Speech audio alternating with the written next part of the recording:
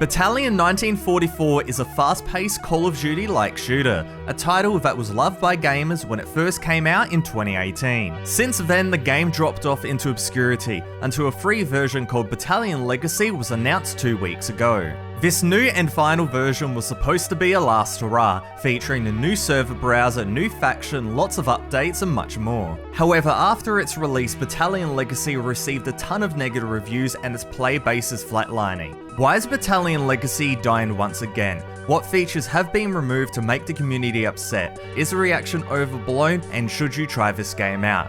That's what we're uncovering today. Let's start out with the launch. Bulkhead launches Battalion Legacy on the 16th of August 2022 with a ton of new features in hand. What they forgot to mention is the features they removed in the process of making this legacy version, some of which are critical to this game. The uproar from the community has been significant, however, I'll be the first to say that for some specific points the outrage is overblown, but for many it's justified. Now with that said, and taking into consideration what we're going to talk about today, Battalion Legacy is still a good game and worth trying. The core gameplay is still intact, including the critical movement and shooting mechanics, there's a good selection of weapons to use and the maps are thought out.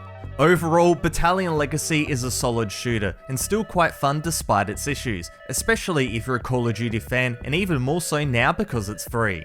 The issues we're talking about today are definitely pain points for Battalion Legacy, some more significant than others. So let's go through each one of these along with the new features and see what has happened to this game. The first thing we have to mention, and this is a very important note, is that Bulkhead is not actively maintaining Battalion Legacy anymore. While it's disappointing that they took this direction, this was known since their initial announcement, so it shouldn't have come as a surprise. While it sucks and is a questionable move in my opinion, it's just a reality. They're putting their effort into new games, so justified response here. Now moving on into the actual game features, and this is where I definitely have some issues. The first one being the removal of anti-cheat. Anti-cheat is the core to any competitive first-person shooter and is required for it to stay alive, so the removal of it here is somewhat of a death sentence. Why would they remove it though? Well, they were going through FACEIT competitive anti-cheat, and now that FACEIT's completely removed from the game, the anti-cheat is removed as well. They're not going to put a new anti-cheat in because they said they're not supporting the game anymore, but the fact that this has now gone free to play puts it in a very weird position for hackers and the such, and so we'll have to see in the future how this game goes and handles it. Now, a cool feature Bulkhead has added to Battalion Legacy is an updated and refreshed user interface. Compared to what it was before, the new one seems cleaner and more straightforward, which aligns with Bulkhead's goals allow for cleaner transitions from menu to gameplay. It's a nice addition and one that is very welcome for Legacy.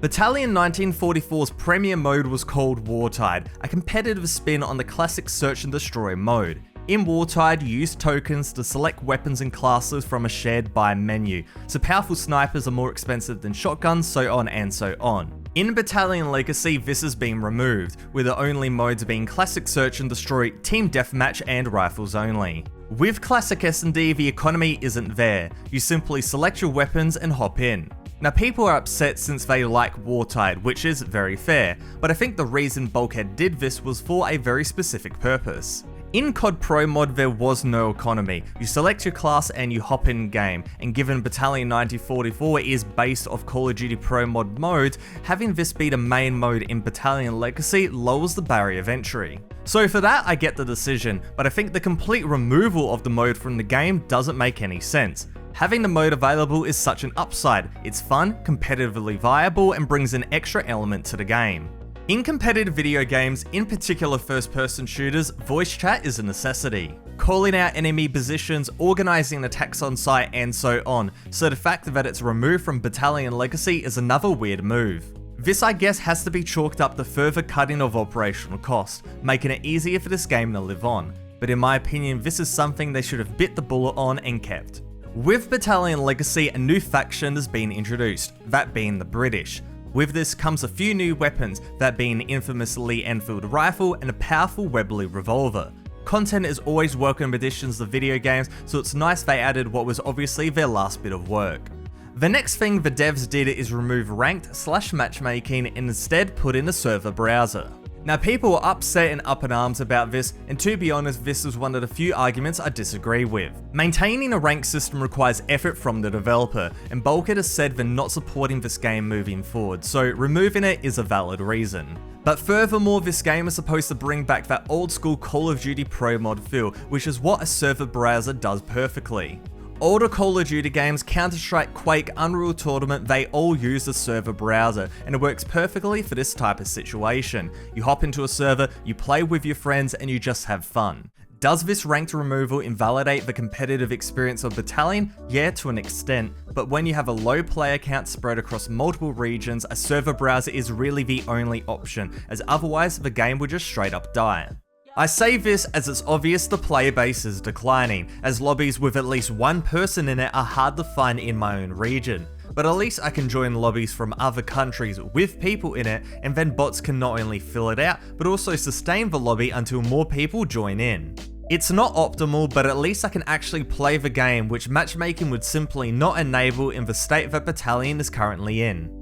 Now, going more into the server browser, Bulkhead is allowing privately hosted servers for a third party to be available, either renting it temporarily for free or purchasing one permanently. This is an okay idea, but players shouldn't be forced to pay to host, so hence Bulkhead has released a guide to self-host dedicated servers, which is cool. This approach won't be liked by all players, but it will keep the game playable long after Bulkhead turns their official servers off, and it's my preferred approach for supporting this game. Now, on a side note, but a very important note, we have ProMod. ProMod was another Bulkhead developed first-person shooter that they were making alongside Battalion, a prototype competitive game that fully channels the Call of Duty 4 ProMod sentiment. This game had many on and off betas, but was consistently liked by gamers who wanted to scratch that competitive itch and really go back to the old school Call of Duty 4 days. After the announcement that support for Battalion Legacy was being dropped, there was a feeling that ProMod would be the next game they channel their effort into. So it came as somewhat of a surprise when on the 18th of August, Bulkhead announced they are ending development of the ProMod prototype. They state their aspirations to develop a competitive shooter continue, but to achieve the standard and scale as players and devs that they expect, they require the correct funding, marketing, and resources. Simply, they were spread too thin, and the game is too old now to really drum up marketing appeal. So with that said, they're not ditching their progress. Instead, they're releasing Kill Run as a supported standalone single-player game on August the 25th, 2022. This is a parkour, run and gun focused speedrunning game that builds upon the ProMod mechanics, and it's a bit of a weird deviation for sure. The reason I bring this up is because it ties everything together. The change of direction for ProMod, the dropping of support for Battalion Legacy, the reason for all of this is now obvious. Bulkhead is putting all their efforts into War Dog, a new competitive first-person shooter. Nothing's really known about this game, and given the treatment of Battalion and ProMod, I'm very cautious. I'm just waiting for some gameplay, and when that comes out, I'll let you guys know. Another point to bring up is that the core gameplay, movement, gun mechanics, weapons, etc. are still the same as they were before. That's incredibly important and affirms what Bulkhead is trying to do here, a streamlined version of Battalion 1944 for the free-to-play market, which they don't want to support any further. This game is an enjoyable shooter for sure, however the very questionable decisions in removing core features such as anti-cheat and the main mode in Wartide, along with the declining player base, may be a deal breaker for some. Let me know what you think in the comments section below.